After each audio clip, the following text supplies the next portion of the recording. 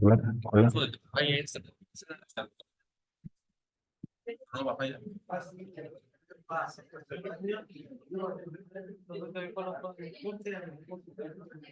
Para que tú estés pendiente si llega el rector, Gaby y Jorge. ¿Estás de acuerdo?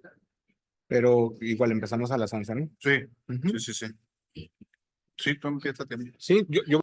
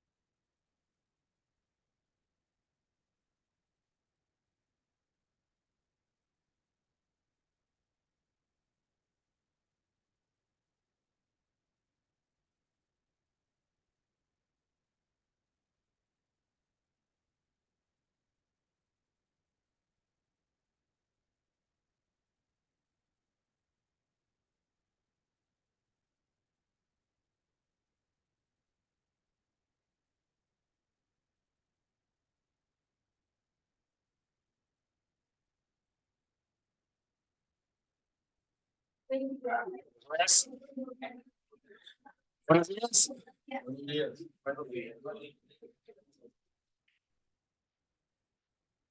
Muy bien, buenos días a todos los presentes. El día de hoy damos inicio al quinto ciclo de seminarios de investigación impulsados por la Dirección de Lenguas Extranjeras, Posgrado e Investigación, donde se tiene como objetivo la divulgación de la ciencia y la promoción de la producción del conocimiento científico. Y le damos la bienvenida a todos ustedes, especialmente a los estudiantes de la Coordinación de Ciencias de la Salud.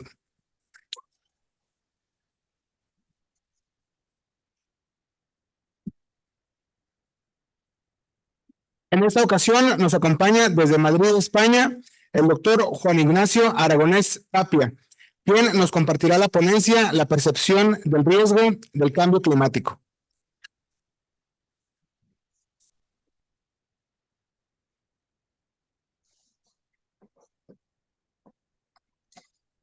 Damos la bienvenida y agradecemos la asistencia de las autoridades de nuestra universidad, al maestro Óscar Fernando Almazán Holguín, director de Lenguas Extranjeras, Posgrado e Investigación.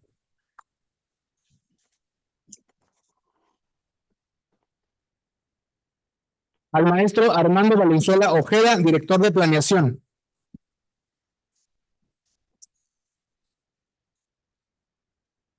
Que va llegando, ya está por atrás. La maestra Mónica Lorena Salido Ortega.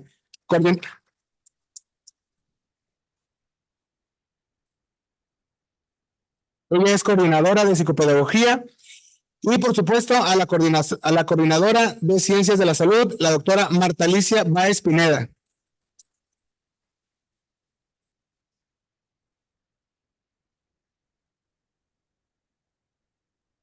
En este momento quisiera dirigirme a los estudiantes de Ciencias de la Salud y docentes que nos acompañan para invitarles a realizar investigación científica participando activamente en los proyectos y líneas de investigación de nuestra universidad, ya que el trabajo de hacer ciencia desarrolla el pensamiento crítico, la organización de ideas y la creatividad para resolver problemas, lo que los hará más competentes en el campo laboral y habrá de ofrecerles mejores retribuciones económicas. Si tienen interés en esta actividad, pueden acercarse a la Dirección de Lenguas Extranjeras, Posgrado de Investigación, para más información. Como siguiente punto, les comparto una muy breve reseña de nuestro ponente, el doctor Aragonés. Él es ingeniero técnico industrial, es licenciado en Filosofía y Letras y es doctor en Filosofía y Letras en sección de Psicología. Entre la experiencia del doctor Aragonés, él es docente de la Facultad de Psicología de la Universidad Complutense de Madrid en las materias de Psicología Social y Psicología Ambiental desde hace más de 4 décadas en los niveles de licenciatura, maestría y doctorado. Ha dirigido 10 tesis doctorales que se relacionan con los temas de de mapas cognitivos, ambientes residenciales, percepción de riesgo, desastres y preocupación ambiental. Cuenta con 60 publicaciones en revistas internacionales relacionadas con su campo de investigación. Ha participado en varias obras colectivas y ha sido editor de varios libros, destacando el título Residential Environments, editado en 2002, y el manual titulado Psicología Ambiental, editado por Pirámide. Ha dirigido proyectos de investigación financiados por el gobierno español y por la Unión Europea. Ha sido profesor visitante en numerosas universidades de Londres, de España, de Chile, de México, de Brasil, de Portugal y de Italia. Es editor de la revista Psychology y presidente de la Asociación Ambiental. Además de los artículos, el doctor Aragonés ha publicado 8 libros, 22 capítulos del libro, 77 publicaciones de congresos y ha participado en 218 congresos. Sin más que agregar, cedemos la palabra al doctor Aragonés Tapia. Pues, muchas gracias. Bueno, para mí es un placer estar ante ustedes y y poder impartir pues esta conferencia o este rato, esta ponencia sobre la percepción del riesgo del cambio climático.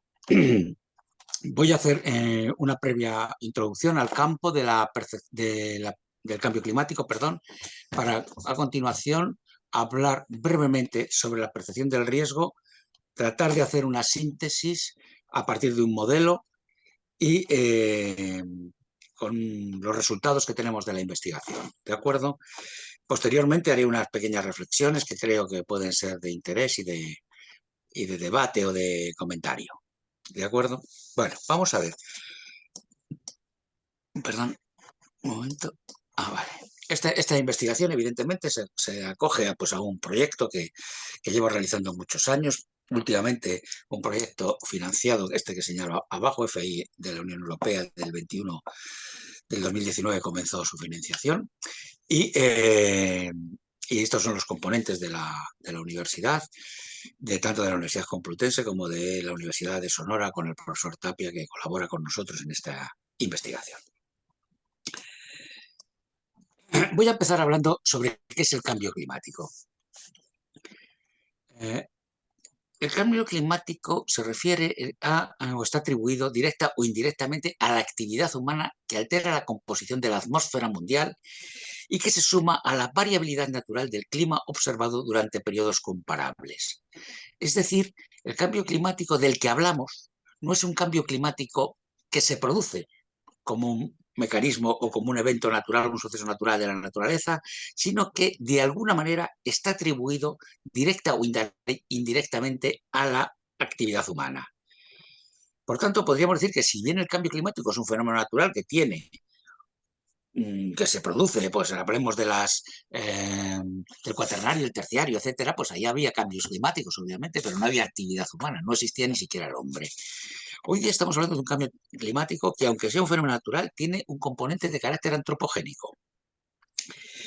Y los efectos de este fenómeno son difíciles de observar, repercuten a nivel global y afectan a los que aún no pueden tomar decisiones. Esto supone un reto desde el punto de vista psicológico importante para ser estudiado. Es decir, no podemos observar el cambio climático, más allá de lo que digan los periódicos. Eso no es el cambio climático. El cambio climático es un evento físico de nivel mundial.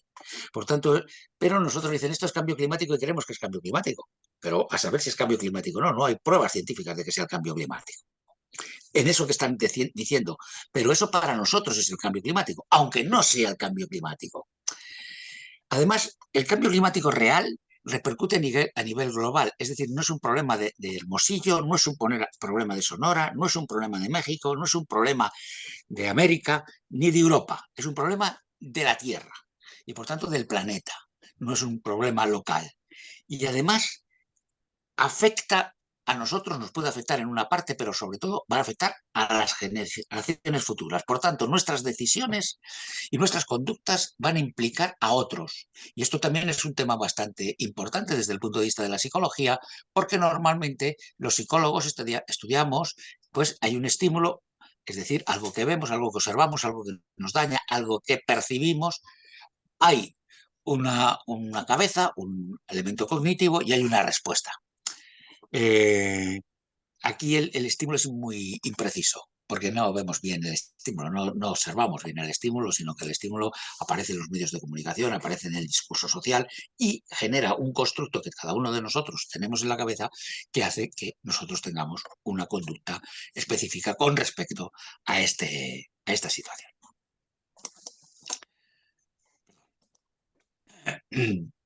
¿A qué se debe el cambio climático? Y esto es un tema que luego voy a terminar mi charla o mi conferencia hablando de esto. El cambio climático se debe a los gases emitidos a la atmósfera que causan calentamiento global. Esa es la razón del cambio climático.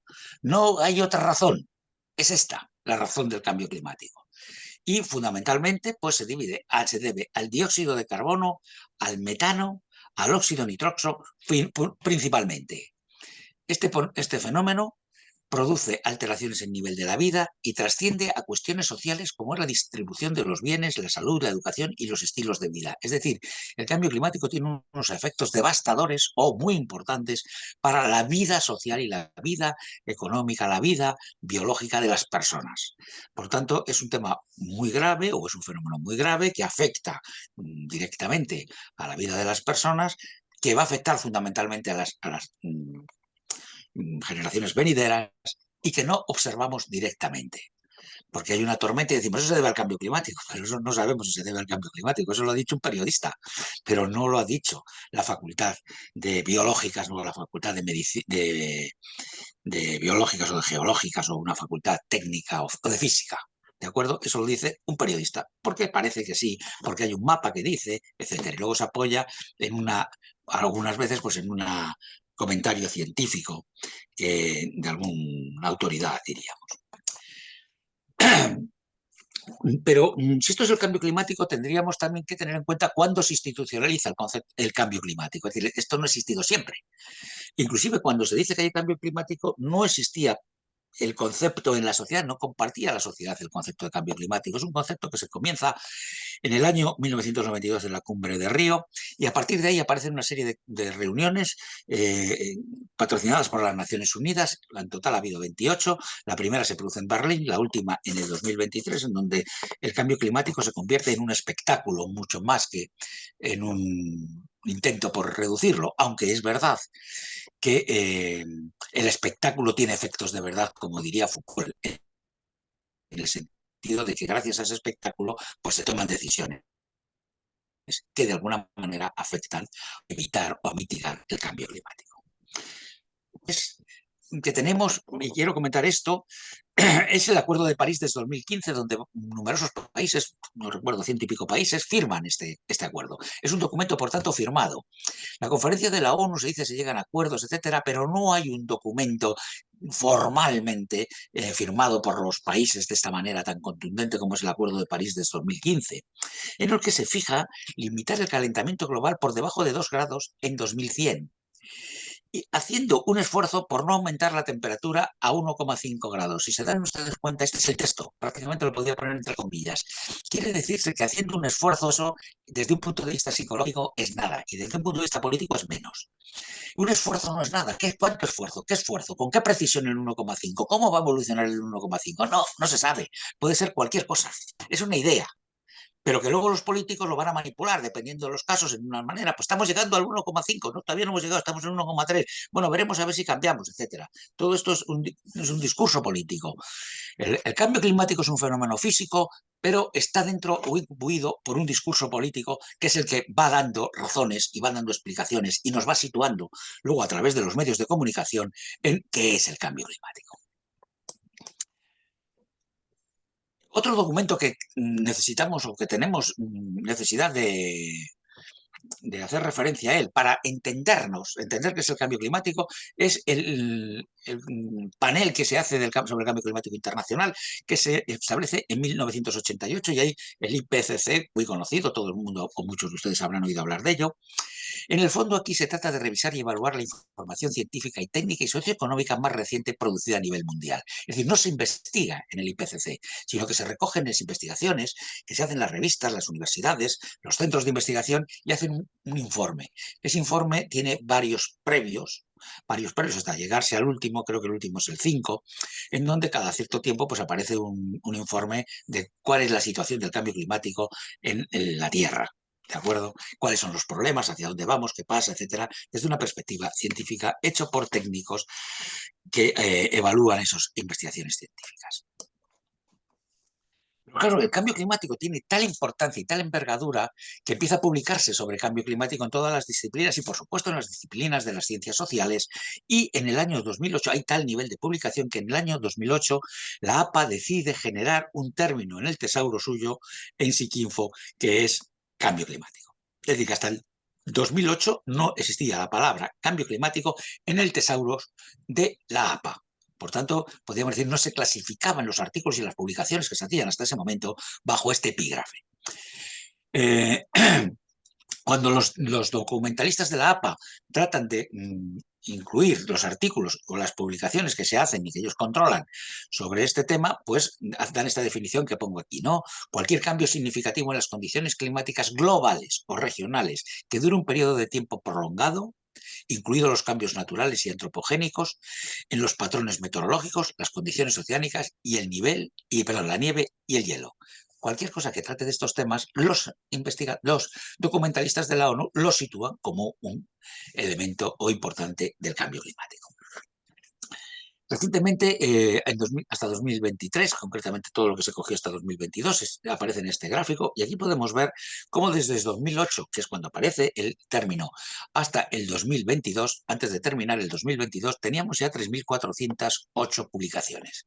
Es decir, no hay ser humano que sea capaz de leerse estas 3.408 publicaciones, teniendo en cuenta que cuando terminara de leérselas él y todo su grupo, estaríamos ya con 7.000.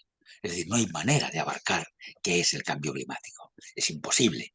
Desde la perspectiva de la psicología, ya no digo desde otras disciplinas o que recoja términos o cuestiones psicológicas que no recoja la APA.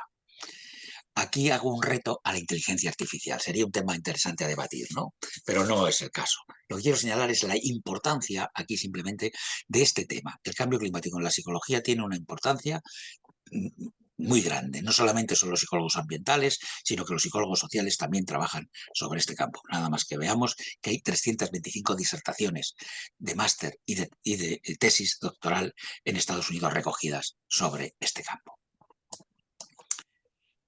La importancia del tema es toma tantas dimensiones o toma tal dimensiones que evidentemente en este gráfico, en esta pequeña transparencia o diapositiva, pueden ver ustedes algunos documentos que pueden ser de interés o que nos muestran la importancia del campo. Es decir, la APA se encarga ya de hacer informes en el 2009, en el 2014, en el 2011, en el 2022, ven ustedes, son informes que hace la APA sobre el cambio climático.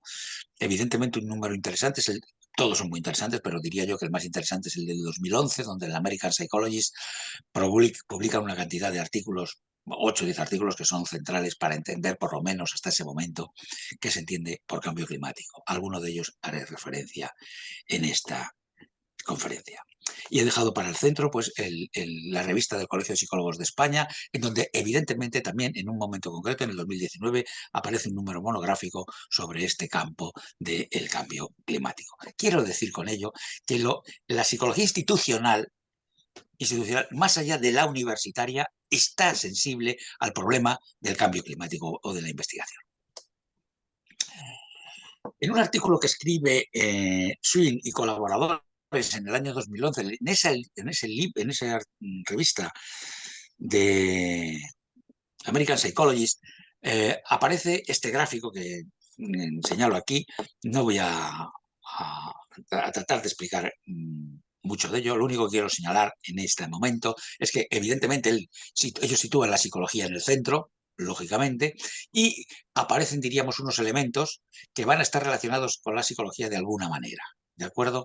Es decir, por un lado estaría el sistema climático y por otro lado estaría el sistema humano, es decir, las sociedades, la cultura donde vivimos, y cómo el sistema climático afecta a aspectos de la humanidad, por tanto afecta al sistema humano, y a su vez las luchas o las intervenciones para evitar el cambio climático, hacemos contribuciones humanas al cambio climático, va a influir al sistema climático. Y luego si vemos los dos cuadros, pues están las dos típicas conductas que se estudian en psicología y que son clásicas para afrontar el cambio climático, que sería la mitigación y la adaptación.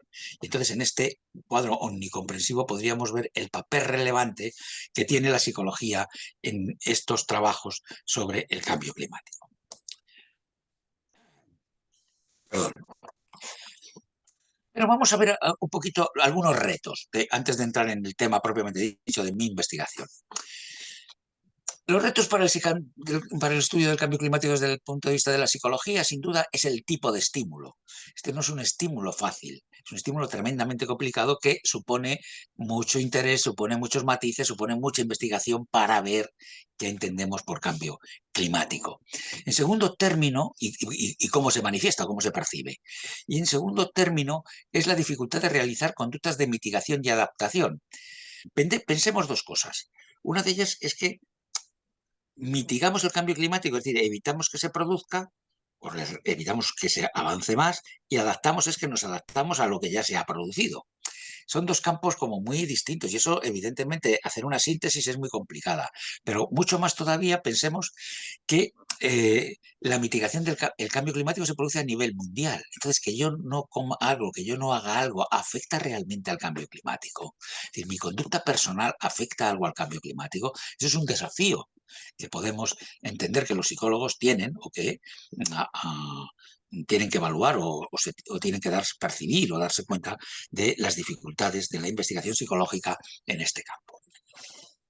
Recojo aquí un trabajo de Gifford en el año 2011, en esa misma revista, en donde él señala 29 obstáculos para investigar este campo del cambio climático.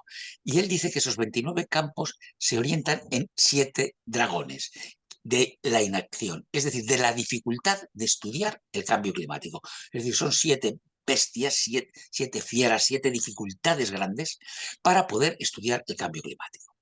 Aquí las tengo recogidas en la transparencia, desde la cognición limitada, es decir, nosotros tenemos problemas para entender bien el cambio climático y esto hace que los psicólogos tengan que precisar cómo lo conocemos, etcétera, y luego el cambio climático. Por tanto, se abre un campo de trabajo y un reto para los psicólogos. O las ideologías o las visiones del mundo, o las actitudes proambientales. Es decir, tenemos que ver que dependiendo de qué ideología tenemos, dependiendo de qué visiones del mundo tenemos, dependiendo de qué actitudes tenemos, va a ser un reto, evidentemente, para el estudio del cambio climático. Y para entrar a predecir o poder intervenir en el cambio climático. Por otro lado, los elementos de comparación con el resto con los otros, ¿no? Evidentemente, unos piensan que sí, otros piensan que no. Voy a poner 2 ejemplos clásicos dentro de la psicología cognitiva, que son el falso consenso y la falsa unicidad. Esos sesgos pueden perfectamente explicar o ser interesantes a la hora de estudiar cómo se percibe el cambio climático. Todo el mundo somos iguales, yo soy el único, diríamos en un caso o en otro de estos sesgos, y eso cómo afecta a las conductas de mitigación o las conductas de adaptación.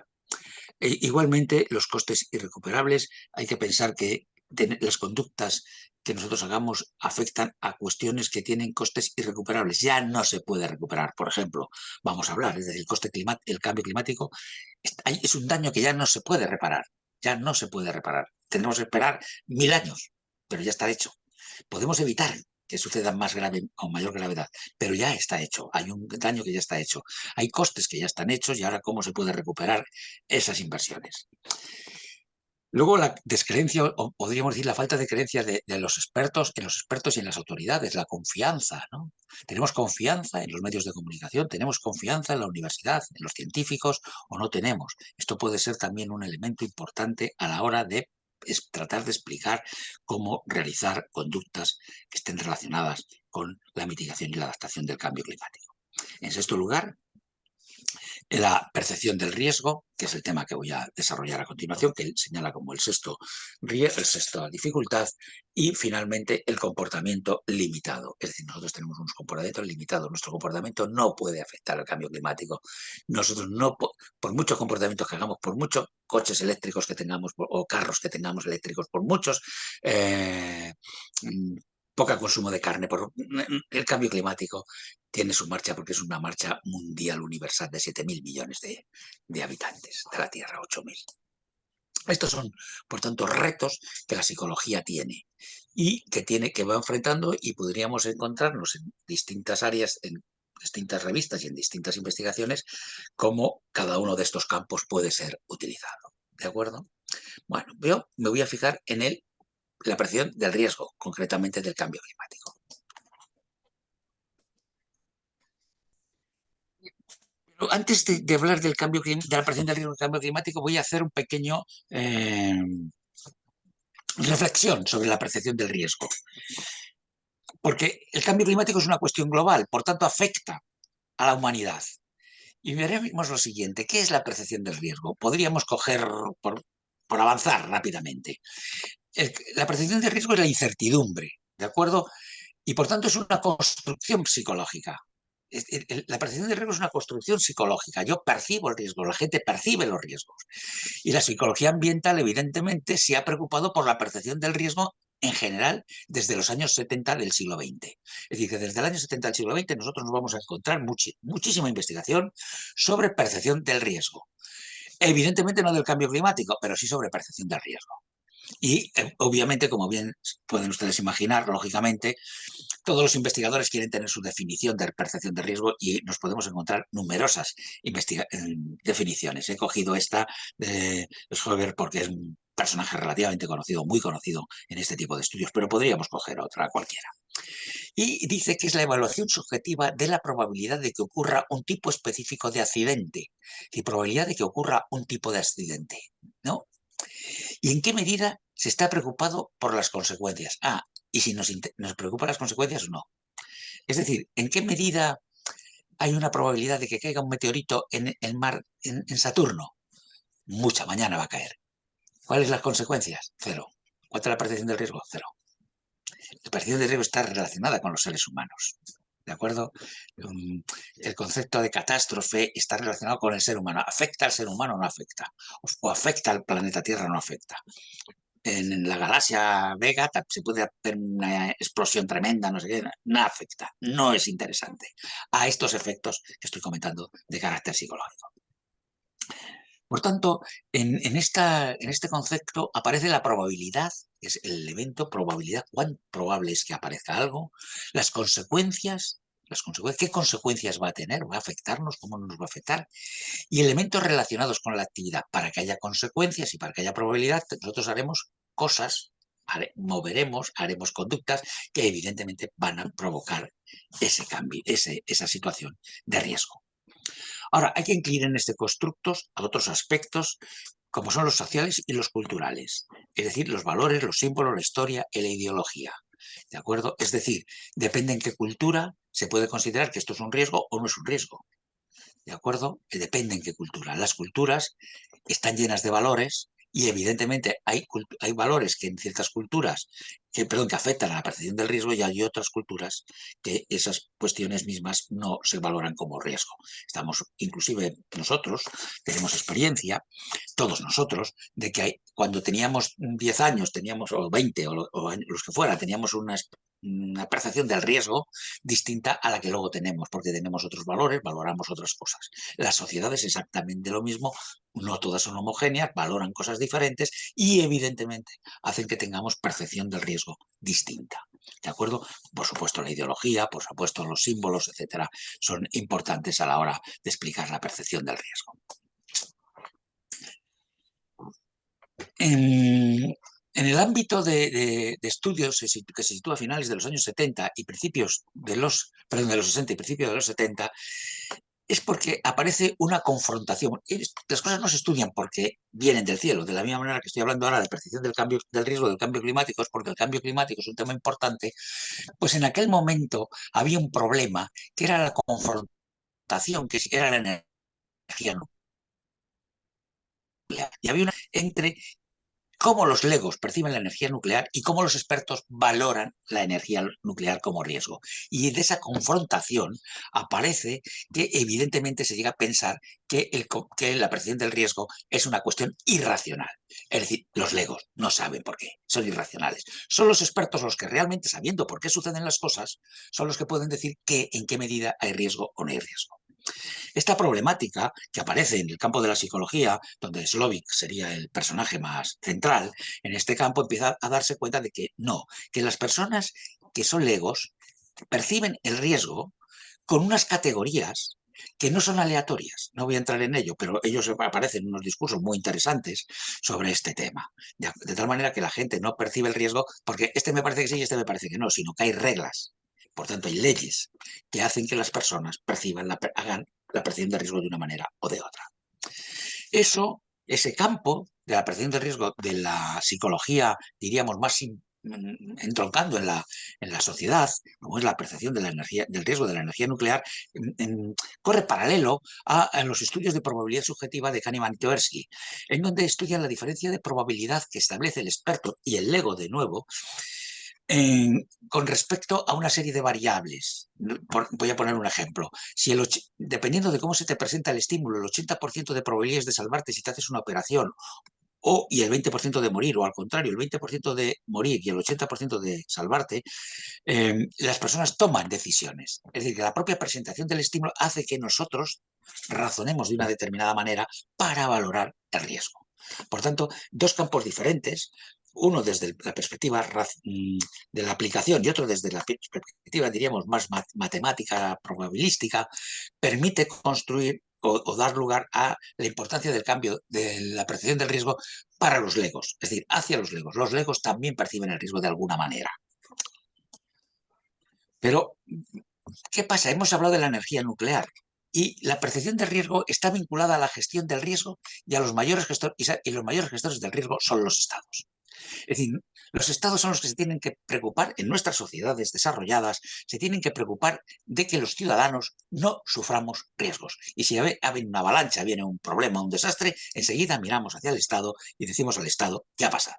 El Estado se siente responsable de ello en alguna medida y, por tanto, esos desastres o esos acontecimientos son de carácter público y son objeto de interés de los gobiernos. Y, por tanto, evidentemente, tienen que atender. Y están altamente preocupados por ello.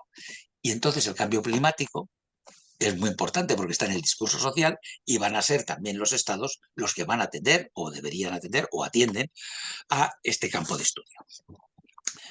La psicología ambiental, por su parte, aparece y le toma interés, obviamente, por el interés mismo del fenómeno, ¿no? Por lo atractivo del estímulo. El estímulo es tremendamente atractivo, tiene una complejidad tremenda, porque está sucediendo, ha sucedido, está sucediendo y va a seguir sucediendo el mismo estímulo, ¿de acuerdo? Es decir, y afecta a nosotros y a los que no, y no a nosotros. Por tanto, evidentemente, también eso es un elemento interesante para como fenómeno realmente de estudio psicológico. Y en segundo lugar, evidentemente, el poder relacionar esa percepción del riesgo con las conductas de mitigación, pues puede ser un elemento interesante. Es decir, en la medida en que las personas tienen una percepción del riesgo mayor o menor, pues van a relacionarse con las conductas de mitigación que están establecidas, como comentaré más adelante. ¿Cómo nos vamos a aproximar a la percepción del riesgo, del cambio climático? Entonces, claro, como ha habido tanta investigación sobre percepción del riesgo en general, podemos tener la tentación de aproximarnos a través de una aproximación que llamaremos modelos mentales, muy desarrollada. Es decir, cuando no se sabe algo, lo primero que vamos a hacer es preguntar a la gente a ver qué sabe, qué opina, qué idea tiene de aquello.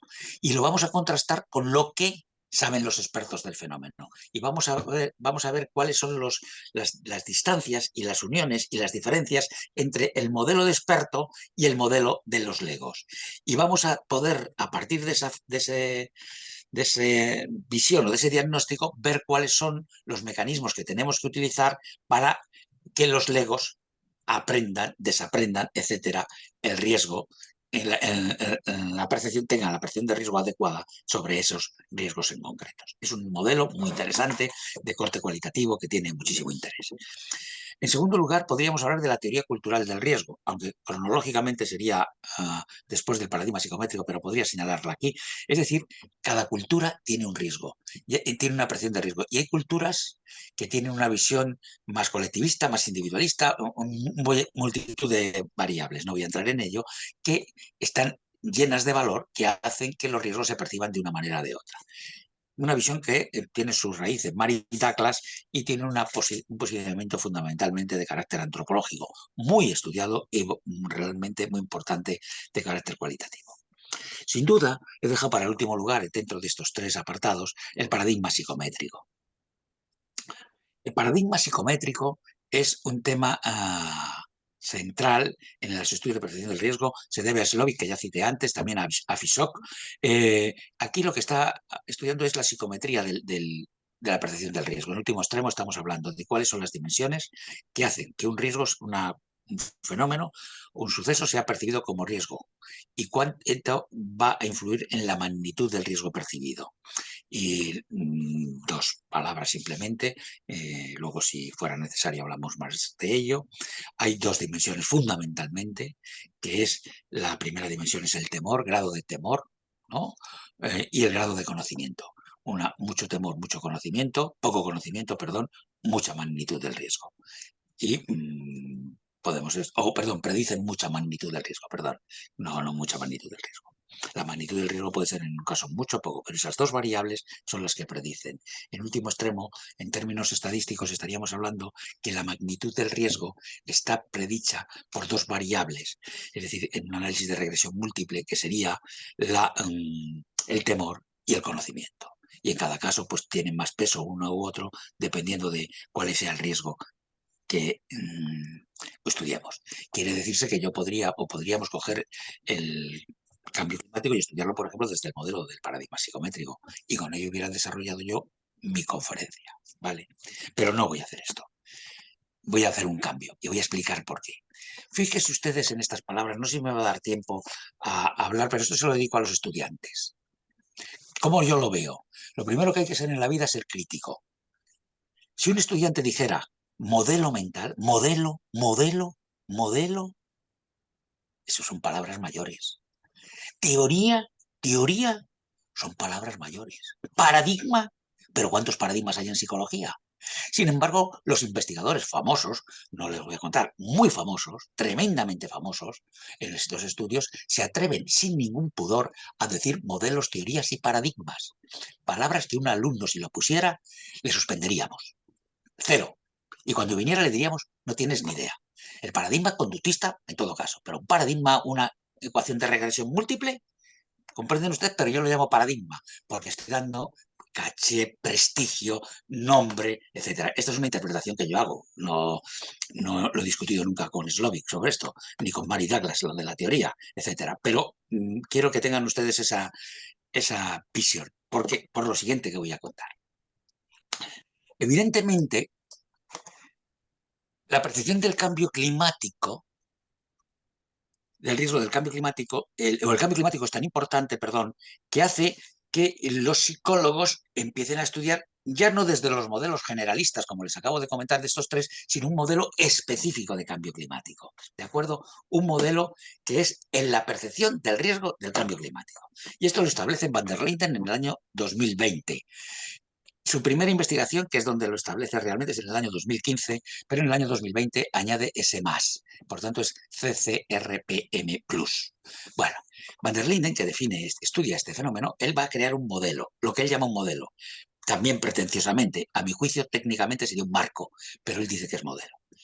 Voy a aceptar el término modelo, pero también les digo, esta especie de los científicos como a veces estamos en el rigor en determinados momentos y utilizamos términos muy rigurosos, pero cuando nos descuidamos o cuando se descuidan, sobre todo los que tienen mucho poder, mucho prestigio, cambian y dicen modelo. Yo no me atrevería en un artículo mío a decir modelo, pero Van der Linden, que evidentemente es un gran investigador, que es un catedrático de la Universidad de Cambridge, que ha sido el editor del Journal of Environmental Psychology, se lo permite. Y nadie va a decir que no es un modelo, aunque en términos rigurosos me parece más bien que es un marco, porque el modelo es explicación de la realidad dinámico, no es estático, y esto es un aquí y ahora. Por tanto, si es aquí y ahora, difícilmente puede ser un modelo. Pero no voy a entrar en este tema más allá de este pequeño comentario. Uno de los elementos que este autor establece como que van a afectar a la percepción del riesgo es lo que llama él factores cognitivos, es decir, el conocimiento que tienen las personas sobre el cambio climático. Y él establece tres subdimensiones o tres variables. Uno serían las causas, otro es el impacto o las consecuencias que tiene el cambio climático y otra cosa son las soluciones. Dependiendo de cómo el sujeto conozca las causas, el impacto y las soluciones, así percibirá el cambio climático, es decir, influirá en el cambio climático. El segundo dimensión que él establece es el proceso experiencial, es decir, la emoción y la experiencia personal. Dos variables entran dentro del proceso experiencial, uno de ellos es la emoción y cuidado aquí. Aquí no se está hablando, él no habla de la ecoansiedad, no. La ecoansiedad no, sería una emoción, diríamos, frente al cambio climático. Aquí habla, Figurón dice afecto holístico, es decir, es la connotación que tiene el cambio climático para el sujeto o para la persona. Es decir, cuando a nosotros nos dan un concepto, cualquier concepto, como puede ser caballo, perro o ordenador, tiene un significado descriptivo, ¿no? Pero también tiene un significado connotativo, o tiene un significado denotativo, perdón, y un significado connotativo. ¿Es bonito? ¿Es feo? ¿Es agradable? ¿Es desagradable? ¿De acuerdo? Esta connotación que produce el concepto es lo que él llama afecto holístico. ¿De acuerdo? Y luego la experiencia personal, pues es la persona ha tenido experiencia personal en sucesos extremos del tiempo. O si tenemos, diríamos, en español, del clima, sería más específico probablemente para los españoles decir del tiempo. Es que nosotros decimos el hombre del tiempo, la mujer del tiempo. Estos que dan las noticias para decir del clima. Pero bueno, en esta traducción que yo he hecho he puesto del tiempo. El tercer valor o la tercera dimensión que va a explicar la percepción del riesgo es la influencia sociocultural que él llama. Y dice que hay dos niveles distintos dentro de estas experiencias culturales. La primera sería los aspectos de carácter social. Y él dice que en esta componente estarían las normas sociales. Y los estudios sobre norma social, de los clásicos de la psicología social, diferencian entre normas prescriptivas y normas descriptivas. Las descriptivas serían las que describen qué hace la gente hace esto, hace esto, hace esto, por tanto se establece una norma, es una norma consensuada, y la prescriptiva es aquello que prescribe la norma, que dice que hay que hacer. Y esto ya se dice que hay que hacer. Y ambos tipos de normas pueden estar influenciando la percepción del cambio climático. De la misma manera, los valores que tienen las personas. Entonces, habría muchos distintos valores. Voy a poner un ejemplo que no es este, para que se entienda. Un ejemplo sería que la persona tuviera una alta puntuación en lo que se llama el paradigma social dominante, es decir, creyera que la tecnología va a superar todo, que todo va a seguir bien, que todo funciona gracias a la tecnología y la tecnología nos salvará. O aquellos que están en el nuevo paradigma ecológico, es decir, que la naturaleza es finita, que esto se va a acabar si no lo cuidamos y que nosotros somos naturaleza. Aquí la naturaleza no es lo que está fuera, sino que nosotros formamos parte también de la naturaleza. Serían unas orientaciones de valor. Pero Van der Linden, que es un investigador muy reconocido, acepta el planteamiento que tienen otros autores como son Stern y luego Schultz, en donde observan que hay una serie de valores que sistemáticamente influyen en las conductas proambientales, que son los valores de carácter egoísta, socioaltruistas o biosféricos. Voy a poner un ejemplo para que se entienda.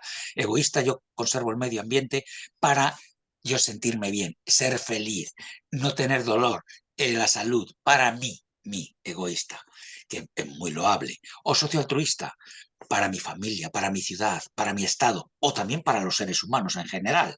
Es decir, que somos altruistas. Tanto los egoístas como los socioaltruistas son de carácter antropocéntrico. Es el ser humano el centro.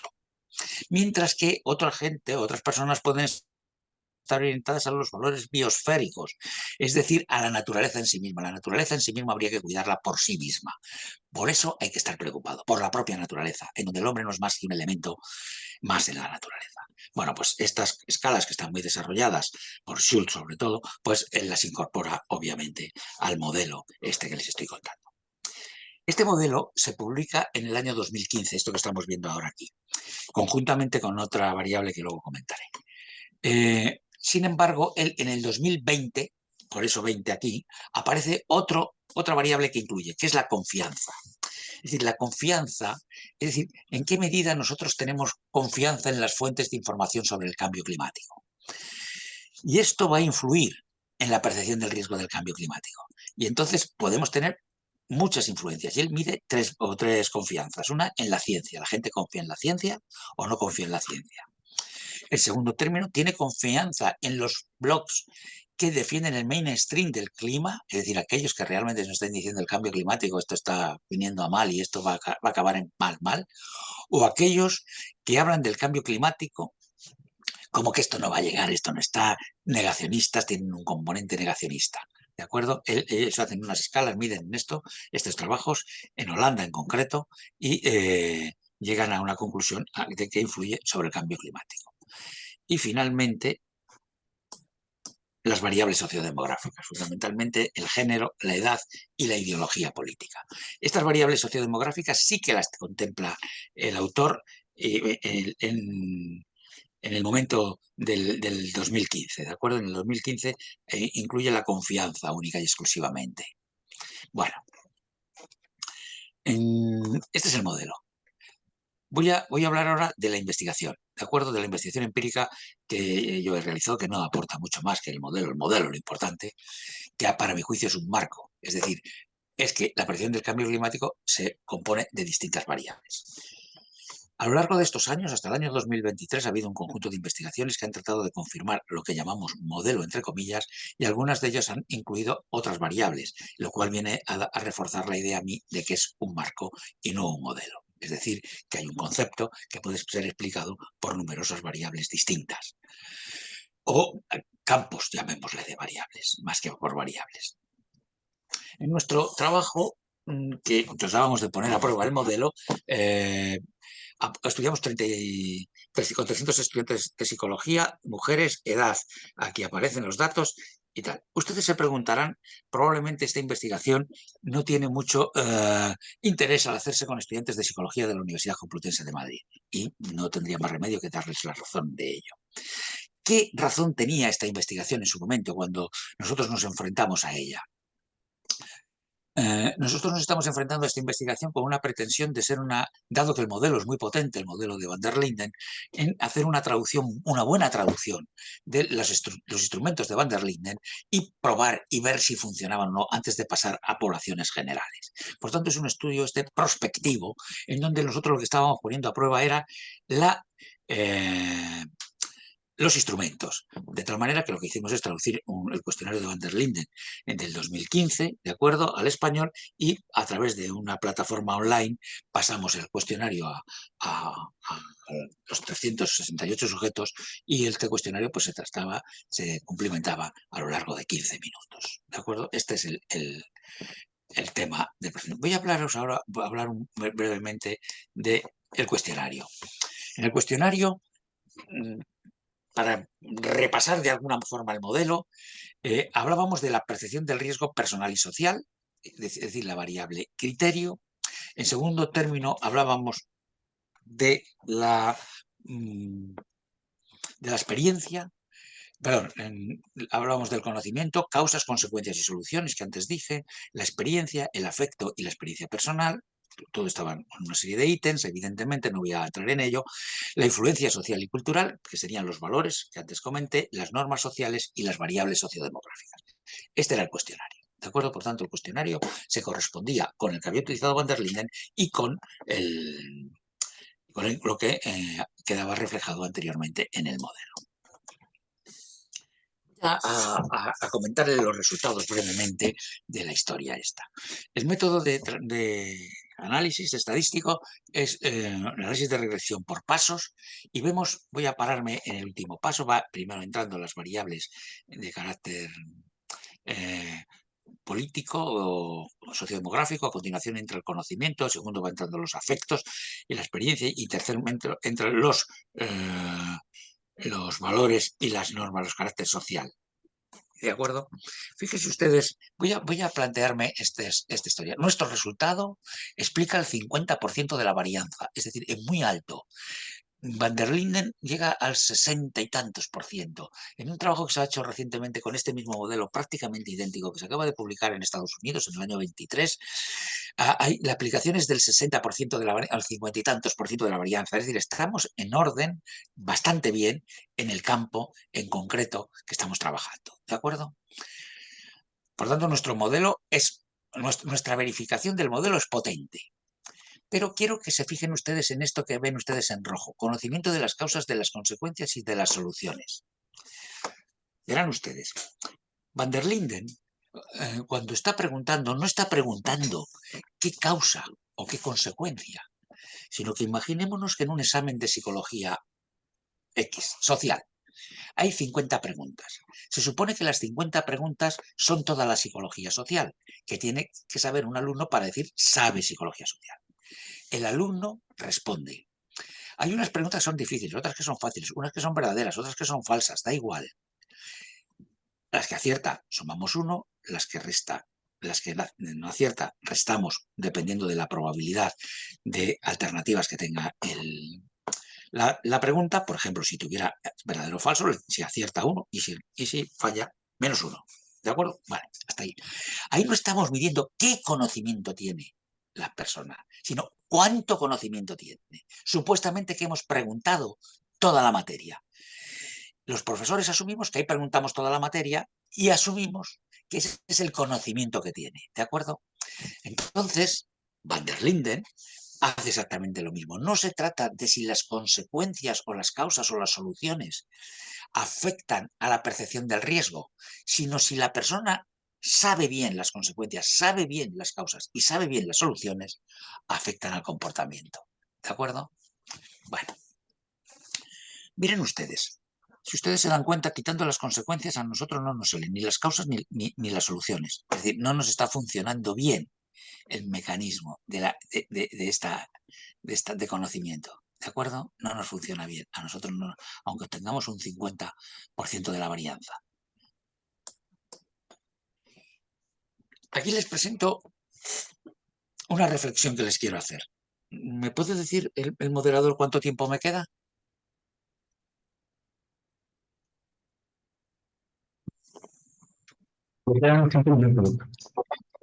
Perdóneme, ¿me puede decir cuánto me queda?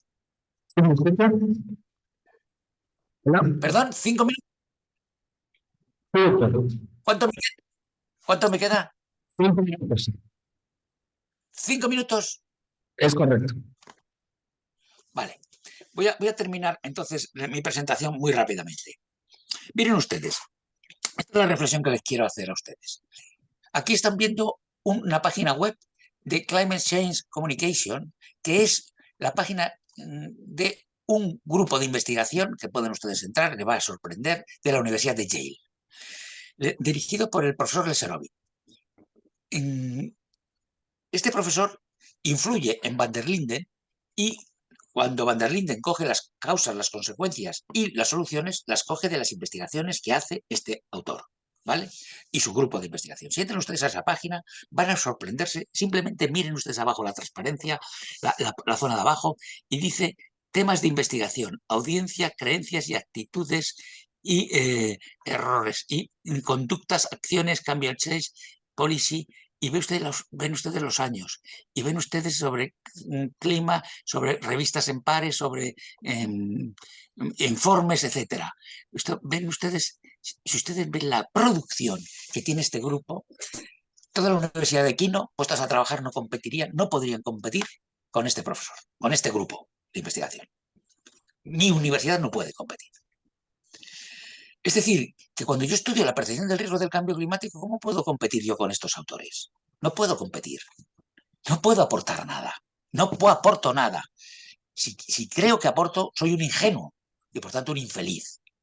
Ahora, yo puedo replicarles y yo puedo ver que tienen algunos problemas. Y eso me da a mí la satisfacción de aprender en la replicación y luego, si veo que tienen un problema, a ver si puedo publicar un artículo científico con una cierta calidad.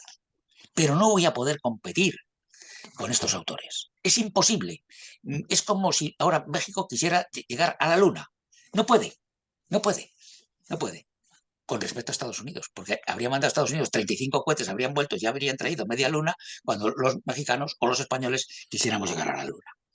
Esto también sucede en la investigación científica y en esta investigación en concreto que yo les estoy dando.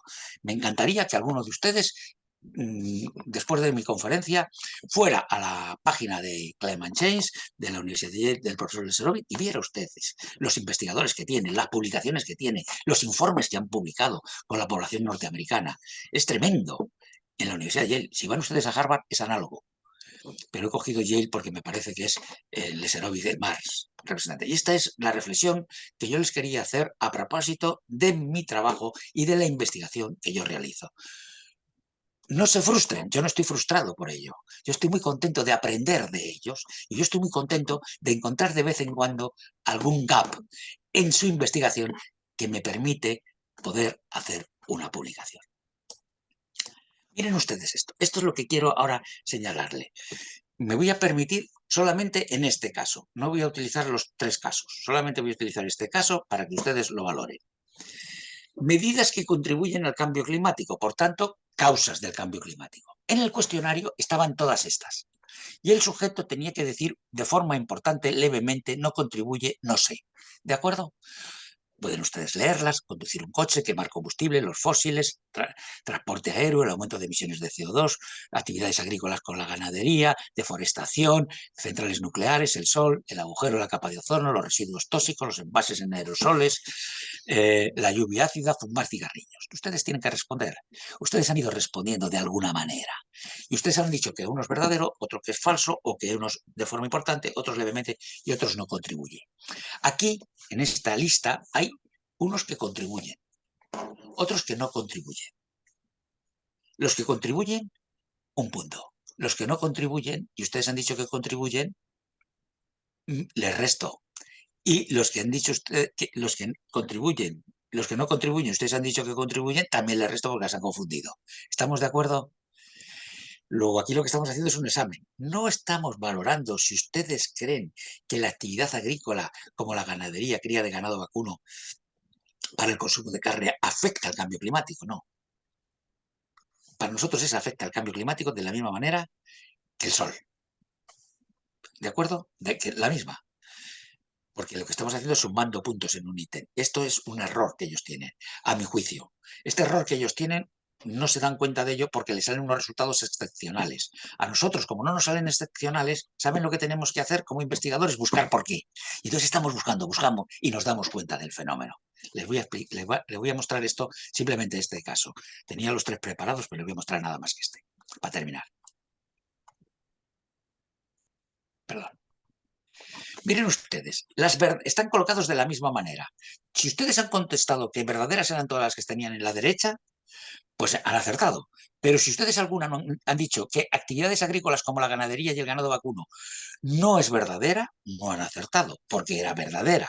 El 50% de la población norteamericana, según Leserovic, se confunde, no lo sabe. Cree que es falsa y es verdadera. El 50% de los norteamericanos.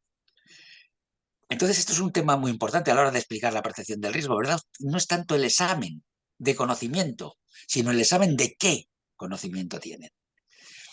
Y si ustedes han contestado, las que estaban en la columna de la derecha, que alguna era verdadera, fíjense ustedes, ninguna de ellas, los norteamericanos, son falsas todas son falsas, todas ellas.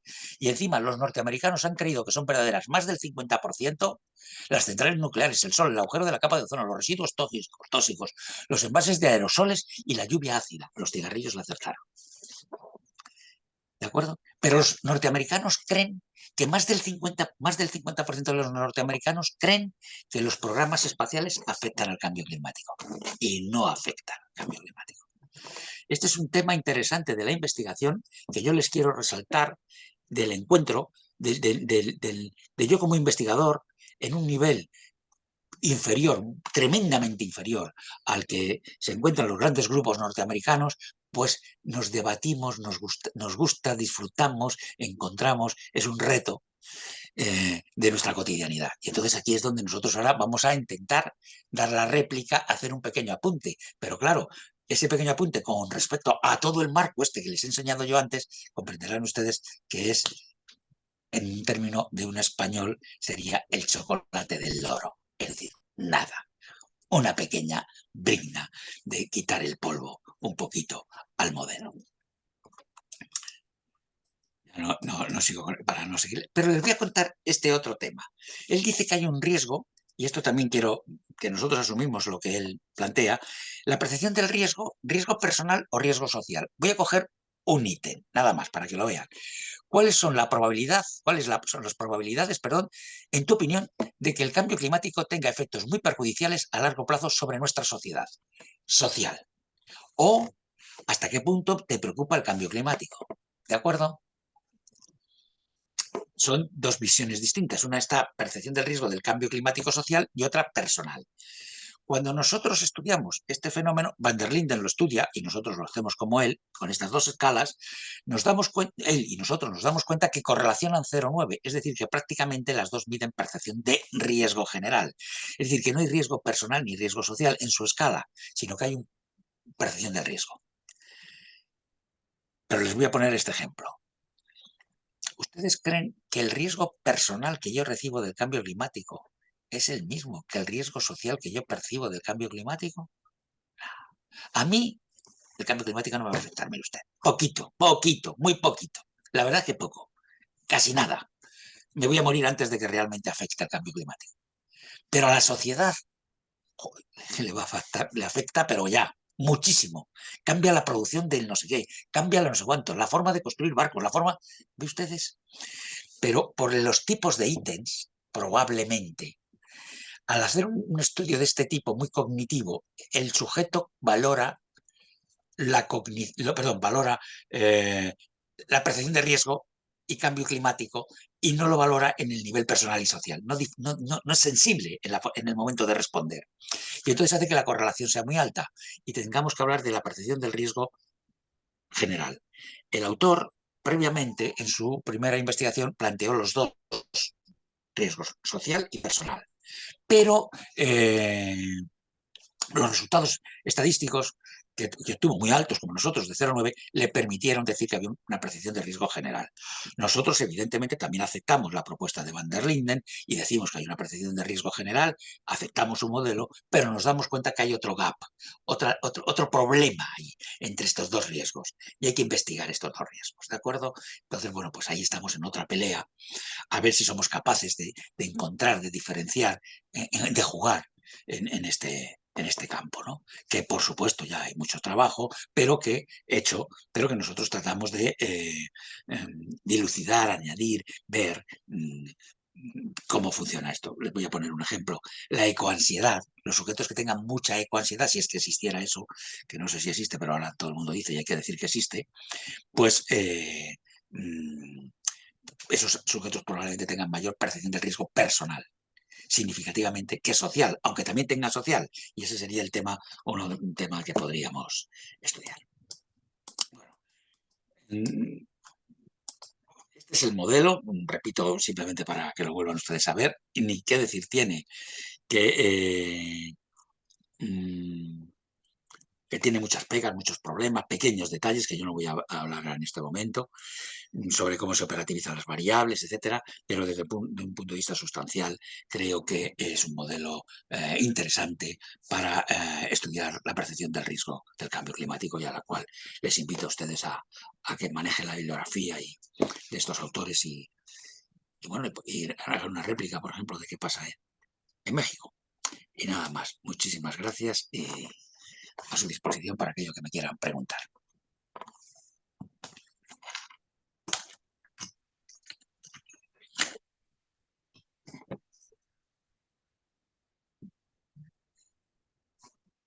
Muchas gracias, doctor. ¿Me escucha? Sí, sí, sí. Si prefieren, vamos a compartir el correo electrónico suyo para las preguntas que pueda haber de los estudiantes. Andamos un poquito desfasados de tiempo, doctor.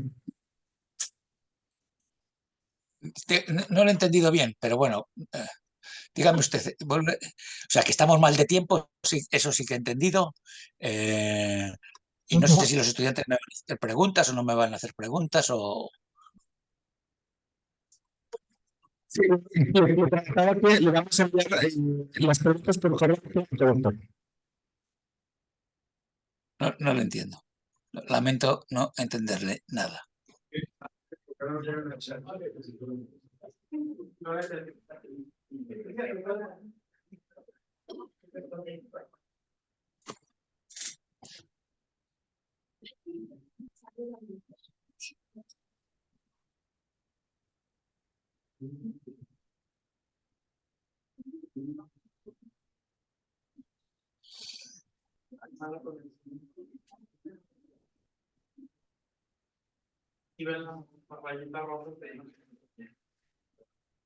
Está conectado en WhatsApp. Muy bien. Vamos a darle clara a la constancia, doctor, que le vamos a hacer llegar de manera electrónica y física.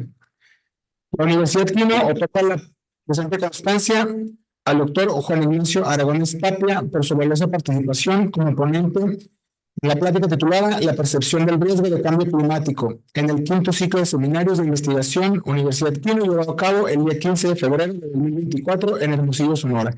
Atentamente, el conocimiento nos hace libres. Profesor Julio César Mendoza Urrea, rector, y maestro Óscar Fernando Almazán Holguín, director de lenguas extranjeras, posgrado e investigación. Muchas gracias por su presencia, doctor. Muchísimas gracias. Lamento haber ocupado más tiempo del que se requería. En cualquier caso, para cualquier cuestión que tengan que hacerme, ahí les mando a ustedes, aquí aparece mi correo electrónico y por tanto, con sumo gusto, les atenderé. Bueno, y si cuando vaya a Hermosillo, que ya saben ustedes que voy muy a menudo a Hermosillo, pues si tenemos ocasión de vernos y de charlar y de comentar esto o alguna otra cosa, pues con sumo gusto lo haré.